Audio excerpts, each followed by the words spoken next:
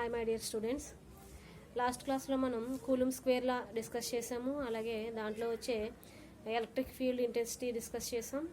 Next electric field intensity మీద base అయ్యి axial line and equatorial line రెండు చూసాం. ఓకే, ఇప్పుడు ప్రాబ్లమ్స్ చూద్దాం. ఏంటంటే మీకు 2 మార్క్స్కి మోస్ట్ ఇంపార్టెంట్ ప్రాబ్లమ్స్ ఇవి. ఓకేనా, అంటే మనం ఫస్ట్ కూలుమ్ స్క్వేర్లా చూసాం కదా.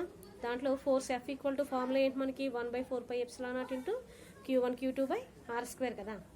ఓకేనా, దాంట్లో Q1 Q2 అనే ఛార్జెస్. ప్రాబ్లమ్స్లో ఏమి ఇస్తాడంటే మనకి Q1 Q2 ఛార్జెస్ ఇస్తాడు.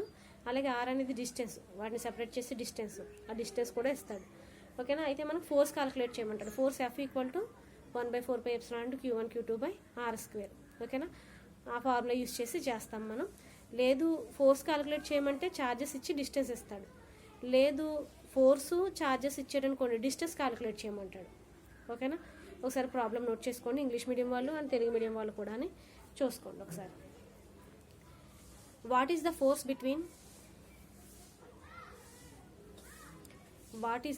Between two small charged spheres having charges of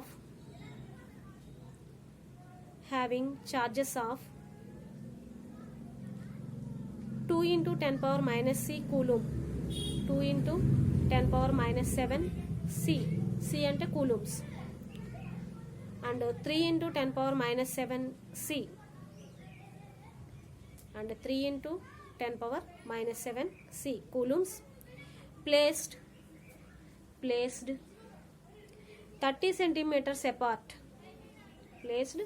30 centimeters apart, 30 centimeters డిస్టెన్స్లో ఉంచాడని. అపార్ట్ అంటే in air, 30 centimeters apart in air. Next Telugu medium వాళ్ళు రాయండి.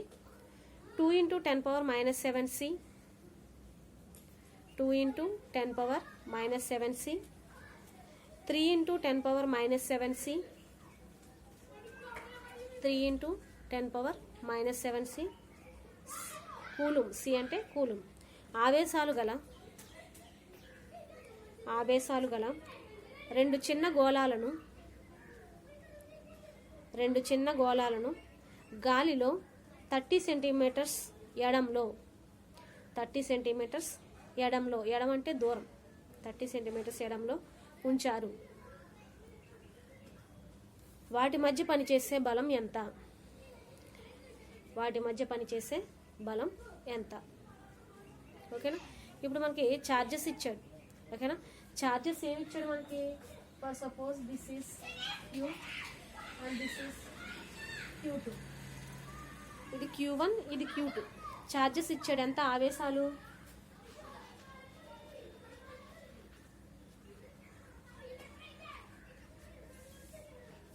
Q1 equal to 2 into 10 power minus 7, Q2 equal to 3 into 10 power minus 7, 2 into 10 power minus 7 coulombs and 3 into 10 power minus 7 coulombs. అలాగే ఈ రెండు ఆవేశాల మధ్య దూరం కూడా ఇచ్చాడు. ఎంత? R equal to 30 centimetres. R equal to ఎంత ఇచ్చాడు? 30 సెంటీమీటర్స్ ఇచ్చాడు. ఓకేనా, దాన్ని సెంటీమీటర్స్ని మీటర్స్లోకి చేంజ్ చేసుకోవాలి. చెప్పాను కదా, కిలోగ్రామ్స్లోకి ఇస్తే గ్రామ్స్లో చేంజ్ చేసుకోవాలని, హవర్స్లో ఇస్తే సెకండ్స్లోకి చేంజ్ చేసుకోవాలని. సో ఆ విధంగా. సో ఆవేశాలు ఛార్జెస్ రాసుకున్నాం. నెక్స్ట్ డిస్టెన్స్ బిట్వీన్ ఛార్జెస్, ఆవేశాల మధ్య దూరం.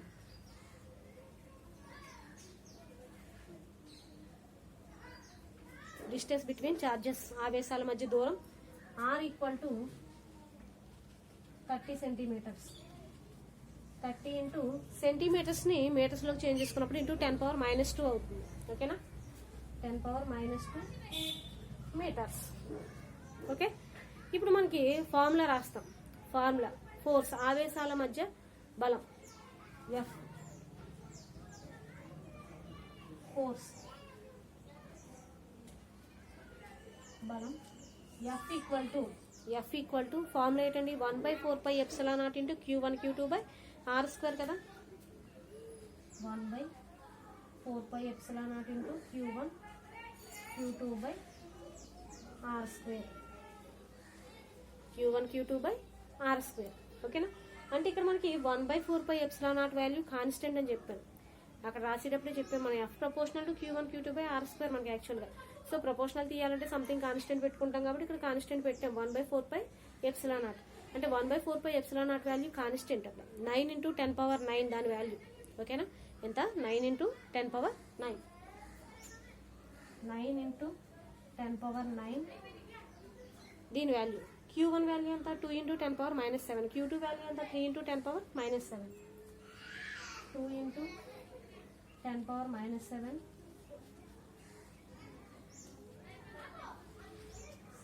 బై ఆర్ స్క్వేర్ కదా. ఆర్ వాల్యూ ఎంత మనకి? 30 × 10⁻2. సో 30 × 10⁻2 హోల్ స్క్వేర్ అవుతుంది కదా.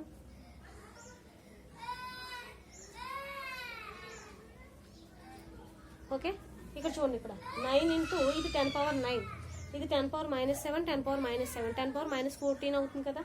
అంటే ఎంత అవుతుంది అప్పుడు? 9 ఇంటూ 10⁻9 ఇంటూ 2 × 3, 2 × 3 6 కదా. 6 ఇంటూ 10⁻7 -14 బై 30 × 10⁻2 హోల్ స్క్వేర్. అంటే దీన్ని 30² × 10⁻2 హోల్ స్క్వేర్ కింద రాసుకోవచ్చు కదా. అంటే 30² అంటే 900 అవుతుంది. ఇది 10⁻2 హోల్ స్క్వేర్ అంటే 10⁻4 అవుతుంది.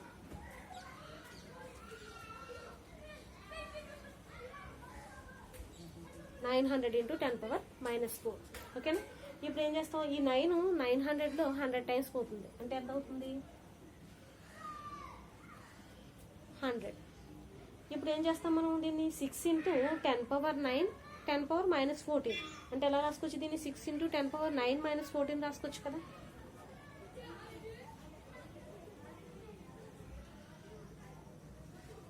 (6 × 10⁻9 - 14 బై ఇక్కడ 100 ఉంది కదా. 100ని 10² కింద రాసుకోవచ్చు. 10² × 10⁻4 అంటే 10⁻2 కదా. 10² × 10⁻4. ఓకేనా? ఇప్పుడు చూడండి, 6 × 10⁻9 - 14 -5 కదా. 6 × 10⁻5 6 × 10⁻5 బై 10² × 10⁻4 అంటే 10 - 4, 10⁻2 - 4, 10⁻2 అవుతుంది. ఓకేనా? ఈ కింద 10⁻2 పైకి వెళ్తే +2 అవుతుంది. అంటే ఏమవుతున్నప్పుడు 6 × 10⁻5 6 × 10⁻5 బై 10⁻2 కదా. పైకి వెళ్తే +2 10². ఇప్పుడు ఏమవుతుంది? 10⁻5 -5 +2 -3 కదా. ఓకేనా? 6 × 10⁻3 -5 +2 -3 కదా. అంటే ఏమవుతుంది? 6 × 10⁻3 న్యూటన్స్. యూనిట్స్ ఎన్ అంటే ఏంటంటే న్యూటన్స్, ఫోర్స్కి న్యూనిట్స్ అని.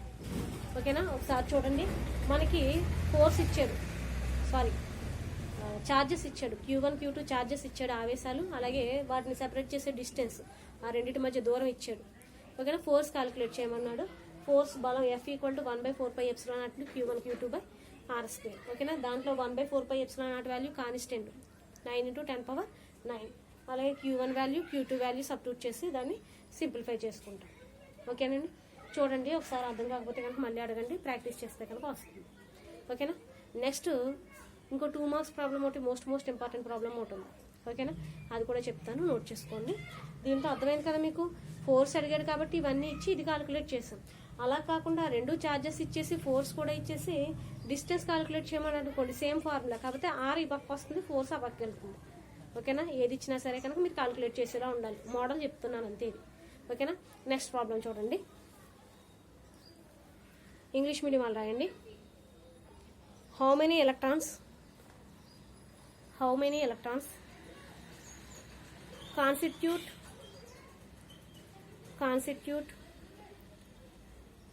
1 C of charge. 1 C అంటే 1 కూలుమ్. 1 C of charge. 1 C of charge.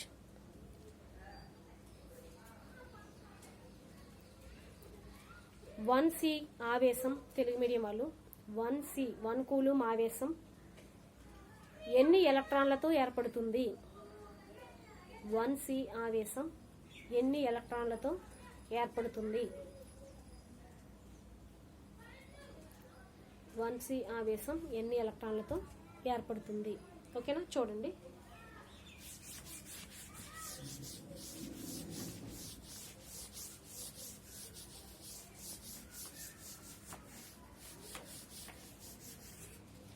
One C ఆవేశం ఎన్ని ఎలక్ట్రాన్లతో ఏర్పడుతుంది అంటే మనకి అక్కడ ఆవేశం ఇచ్చాడు, ఛార్జ్ ఇచ్చాడు. మనల్ని ఏం కనుక్కోమన్నాడు? హౌ మెనీ ఎలక్ట్రాన్స్, ఎన్ని ఎలక్ట్రాన్స్ ఏర్పడతాయి, నెంబర్ ఆఫ్ ఎలక్ట్రాన్స్ క్యాలిక్యులేట్ చేయాలి. అంటే మనకి నెంబర్ ఆఫ్ ఎలక్ట్రాన్స్ క్యాలిక్యులేట్ చేయడానికి ఫార్ములా ఏంటంటే Q/E. Q/E అంటే అది దేని నుంచి వచ్చిందంటే ఛార్జ్ నుంచి వచ్చింది. Charge Q = NE. ఓకేనా, ఛార్జ్ Q = ఫార్ములా ఏంటి? N × E. Charge Q = formula N × E. దీంట్లో ఓన్లీ N కావాలనుకోండి, N = ఏమవుతుంది? E/Q. N = ఏమవుతుంది? సారీ, N = ఏమవుతుంది? Q/E. ఓకేనా, E అనేది ఎలక్ట్రాన్ల సంఖ్య. మీకు ప్రాబ్లంలో చూడండి ఒకసారి, ఎలక్ట్రాన్ల సంఖ్య, నెంబర్ ఆఫ్ ఎలక్ట్రాన్స్ మీకు ఇవ్వలేదనుకోండి, కానీ కాన్స్టెంట్ వాల్యూ మీరు గుర్తుపెట్టుకోవాలి. చూడండి ఆ వాల్యూ ఎంత అంటే E = 1.6 × 10⁻19 coulombs. E charge of electron.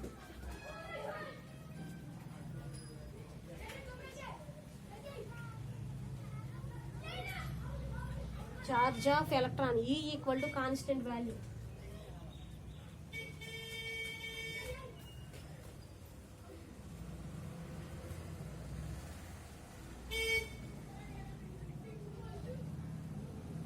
E = charge of electron E = 1.6 × 10⁻19 coulombs. ఓకేనా, అంటే ఎలక్ట్రాన్ ఆవేశం. తెలుగు మీడియం వాళ్ళు ఎలక్ట్రాన్ ఆవేశం E = 1.6 × 10⁻19 coulombs.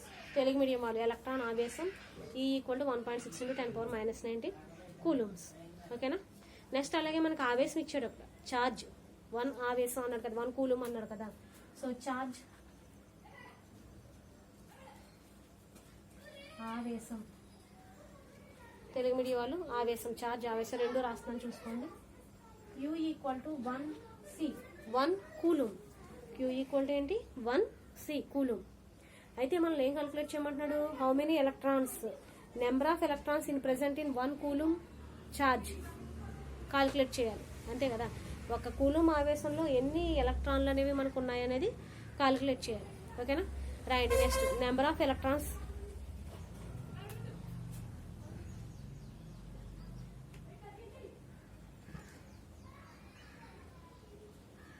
in present, number of electrons in present 1 coulomb of charge.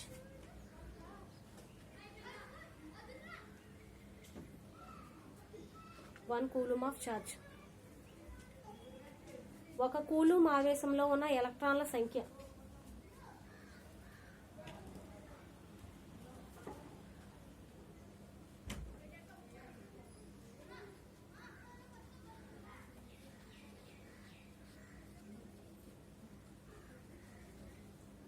ఒక కూలుం ఆవేశంలో ఉన్న ఎలక్ట్రాన్ల సంఖ్య ఫార్ములా ఏం చెప్పాం మనం?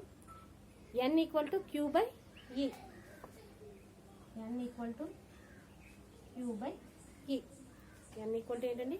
Q/E. సో ఇక్కడ మనకి Q అంటే తెలుసు, ఎంత ఆవేశం? 1 కూలుం ఛార్జ్.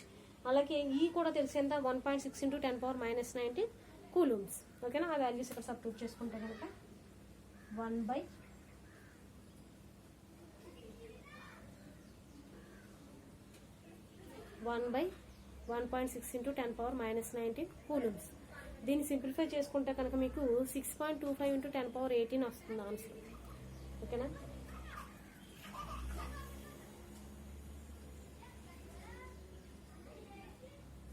సింప్లిఫై చేయండి మీరు కూడా అనేది. ఓకేనా, సింప్లిఫై చేస్తే కనుక 6.25 × 10⁻18 ఆన్సర్ వస్తుంది. ఓకేనా, అంటే ఎన్ని ఎలక్ట్రాన్స్ అనేవి ఉంటాయి? ఇన్ని ఎలక్ట్రాన్స్ ఉంటాయి దేంట్లోని? ఒక కూలుం ఆవేశంలోని. అదవుతుందా? సో ఇది 2 మార్క్స్ చాలా ఇంపార్టెంట్. మీరు ఓన్లీ ఫార్ములా రాశారనుకోండి, ఫార్ములాకి 1 మార్క్. సబ్స్టిట్యూట్ చేసి ఆన్సర్ ఇస్తే కనుక 1 మార్క్. సబ్స్టిట్యూట్ చేసినందుకు 1/2 మార్క్, ఆన్సర్ వచ్చినందుకు 1/2 మార్క్ మీకు. ఓకేనా, చూడండి ఈ రెండు ప్రాబ్లమ్స్ కూడా చాలా చాలా చాలా ఇంపార్టెంట్ ప్రాబ్లమ్స్. కాబట్టి మీరు నాకు రేపు పొద్దుట ఏం చేస్తారంటే కనుక మీరు ఈ రెండు బాగా ప్రిపేర్ అయ్యి అసైన్మెంట్ రాసి నాకు గ్రూప్లో సెండ్ చేయండి. ఓకేనా? అర్థం కాకపోతే కనుక అడగండి, మళ్ళీ చెప్తాను. బైపీసీ వాళ్ళకి అర్థమవుతుంది కదమ్మా, ప్రాబ్లమ్స్ మీద కొంచెం కాన్సన్ట్రేట్ చేయండి. ఎందుకంటే మీకు దీని నుంచి సెకండ్ ఇయర్లో ప్రాబ్లమ్స్ అడిగినప్పుడు కంపల్సరీ మీకు ఎస్ఐ క్వశ్చన్స్లో ప్రాబ్లమ్స్ ఉంటాయి. అర్థమవుతుందా? అలాగే 2 మార్క్స్కి 4 మార్క్స్కి కూడా ప్రాబ్లమ్స్ చాలా ఎక్కువ అడుగుతున్నాడు. అర్థమవుతుందా? కాబట్టి మీరు సెకండ్ ఇయర్ వాళ్ళు బైపీసీ వాళ్ళు కూడా కొంచెం కాన్సన్ట్రేట్ చేయండి. కాన్సన్ట్రేట్ చేస్తే కనుక ఈజీనే. ఓకేనా? ఆల్రెడీ 10th క్లాస్ వరకు మీరు కూడా మ్యాథ్స్ చేసిన వాళ్ళే కదా, సో ఏమి ఫియర్ అవ్వద్దు. ఓకేనా? చూడండి, అర్థం కాకపోతే కనుక అడగండి, నేను మళ్ళీ చెప్తాను. ఓకేనా? నెక్స్ట్ క్లాస్లో కనుక ఇంకొక ప్రాబ్లం ఉంది మీకు చెప్తాను. అది కూడా సేమ్. ఏంటంటే ఇందాక చేసాం మనం, ఏంటి ఫోర్స్ కాల్కులేట్ చేసాం. ఫోర్స్ F = 1/4πε Q1 Q2/r² మీద చేసాం కదా.